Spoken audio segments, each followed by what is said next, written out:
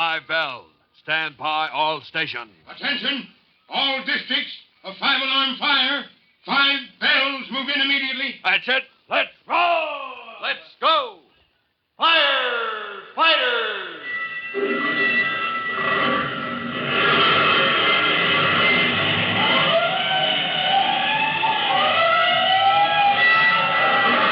Presenting Firefighters, the true-to-life story of our unsung heroes who stand ready to ride by day or night against our most murderous enemy, the demon of fire. In just a minute, we'll join Chief Cody and rookie fireman Tim Collins at the fire in the storage loft, which has presented Tim with the puzzling question of why it is dangerous in this case to fight an ordinary fire with ordinary water. The bales on the second floor, where the blaze has gotten a head start, are made up of nothing more than rags to be sent on to paper manufacturers. Anyway, the dense smoke has so far made it impossible for the engine company to hit it with plenty of water, and the rescue company men have donned heavy masks which enable them to work their way right up to the flames. All except Tim Collins, that is. And if you don't remember the risk he faces, well, we'll join him right after this message.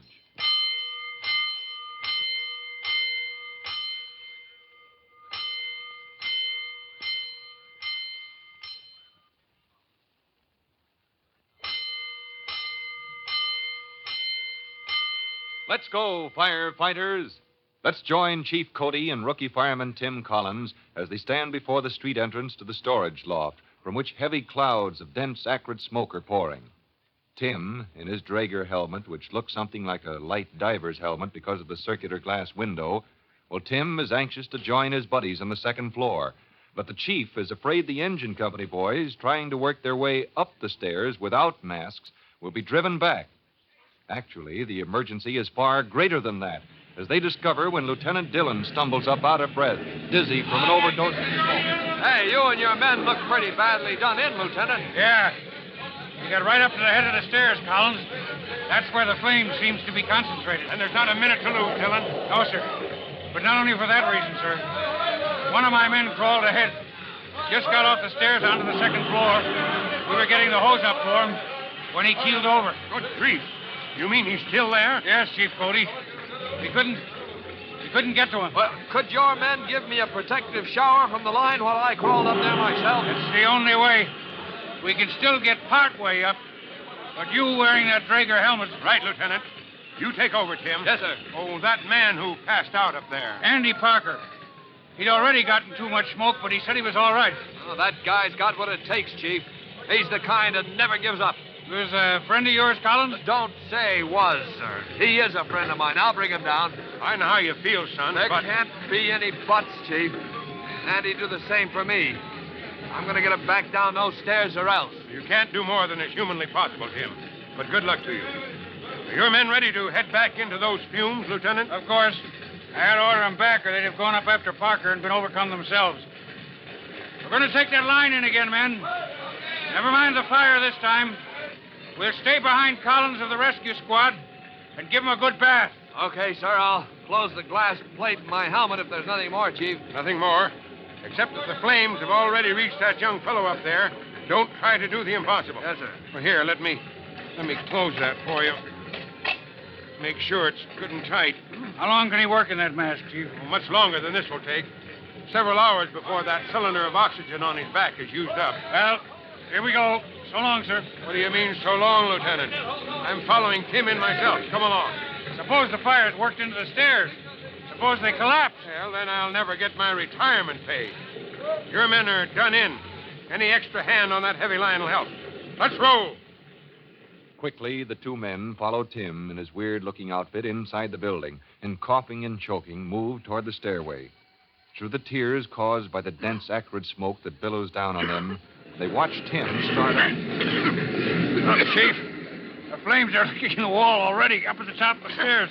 Is that where Andy Parker is? He's more to the left. Collins may make it in time, though. Then let's get this hose up the stairs a bit. You can hardly see Tim for the smoke. Are you men at the nozzle? You up ahead of us. Pull the line forward a mite. That's it. Not too far, not too anxious now. You go too far up and you'll keel over.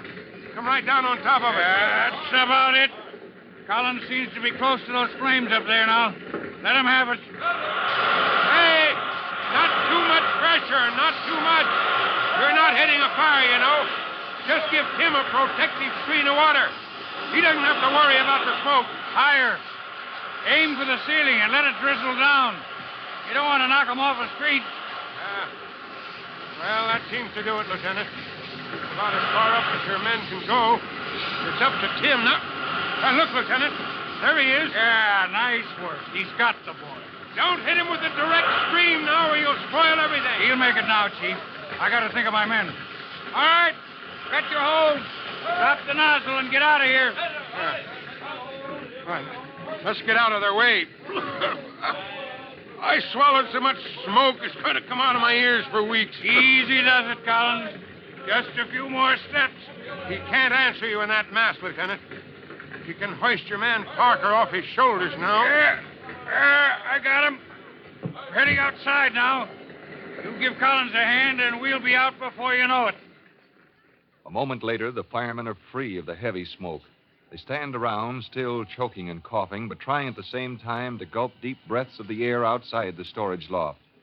Tim alone has escaped its effects, and no sooner does he have the mask off his head, the equipment off his shoulders, than he says, Lieutenant, let me take Andy now. You and your men have enough to do to stay on your own feet. Chief, I'll take him over to the rescue truck and get our inhalator to work. I can manage by myself. You've got other things on your mind. At that point, Tim lost all track of time. His only thought was to get the rubber mask of the inhalator off his friend's nose and mouth, to keep Andy breathing until he recovered consciousness and could do it for himself. And some time later... All right, steady, fella. Steady. Yeah, lie quiet. You're coming around now. That's it. Just a few more, and I'll take the mask off. No. This time you can't talk back to me, Andy, so you might as well stop trying. Attaboy. Okay, you feeling better? Okay, off she comes. Now, a few deep breaths, Andy. Come on. Attaboy. What are you trying to do? Choke me to death? You know, Andy, an inhalator looks good on you. Maybe you ought to be overcome by smoke more often. Seriously, Tim. I remember getting to the head of the stairs and then blanking out. Did you get me down? Oh, nothing to it, pal. That's the way the rescue company earns its pay. Maybe I ought to see you get a bonus. Ah. Thanks, Tim. I'll do the same for you someday. Let me sit up. Hey, brother, isn't there anything that can keep you down? Only orders from the high brass on it. Oh, speaking of that, look who's coming. Well, how's your patient, Tim? You had a pretty narrow escape, Parker. He's raring to go already, Lieutenant. And I don't think the rescue company has any monopoly on courage, Chief Cody, after seeing this engine company in action. I'm mighty proud of the lot of you today, son. Hey, I just noticed, Lieutenant. Looks like everything's under control. I don't get another crack at it? Where have you two been? You think we're getting ready to secure? Oh, well, now I sit up and take notice myself. Yeah, it does look as though we're over. No more smoke from either the second story or the main entrance. That's because there isn't any more fire in those bales of rags, Tim. But the floor and the walls toward the back are still ablaze. Oh, say, that means the building next door is in danger. That's right. We've still got a fire on our hands. But all those men fighting it from below on the first floor, they're outside now. As I ordered them out, Andy. You'll see the rescue squad starting down the ladders from the second floor any minute. For Pete's sake, who's going to relieve them? You and me, Tim. I hate to ask you, but the others have taken quite a beating. You're still fresh. Oh, sure, sir, but why should you... Well, this is a job I wouldn't ask anybody else to do. Well, the job's almost done, isn't it, sir? If you've got those bales out, that means tons of water have already soaked that room down. That's the danger. Remember what we were talking about? Well, yes, sir, but nothing happened, Chief. How can you say using water on that fire was dangerous, sir? By now, those bales of rags have soaked up 3 times their normal weight in water. Chief Cody checked with the building inspector, Collins. That's a terrific load for that floor to bear. Well, the room was piled high with bales of rag. Now they're 3 times their normal weight. Oh, I get it. Using water has made it possible that that floor might collapse under the weight. That was the chance we had to take from the beginning. No one could say how the fire has weakened the floor structure. That's the chance we have to take. You understand? Yes, sir. Now I do. We've got to go right on pouring in water and all the time increasing the weight of those bales of rags. Yeah, kind of ironic, isn't it? That water, not fire, may endanger our lives. Yes, sir. That's the chance somebody has to take now. What do you say, Tim? Well, I say you and I'll take it, Chief Cody.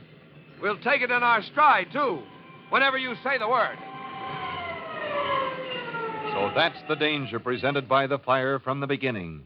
Bales of rags soaking up 3 times their normal weight till the fire-weakened floor fairly groans under them.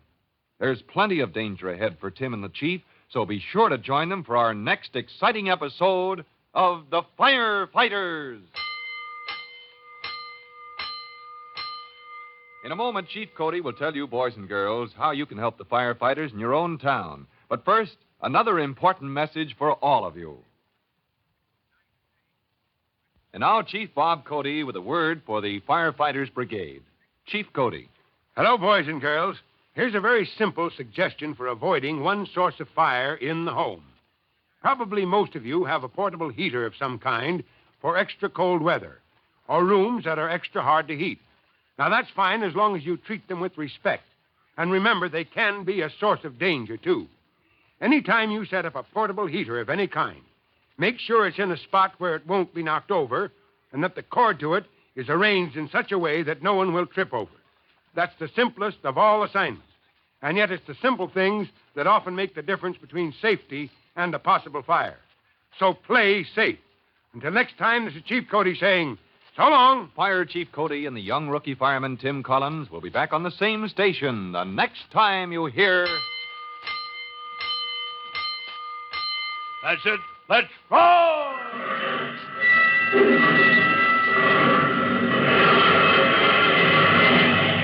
Let's go! Firefighters! Firefighters is a copyrighted feature of William F. Holland Productions.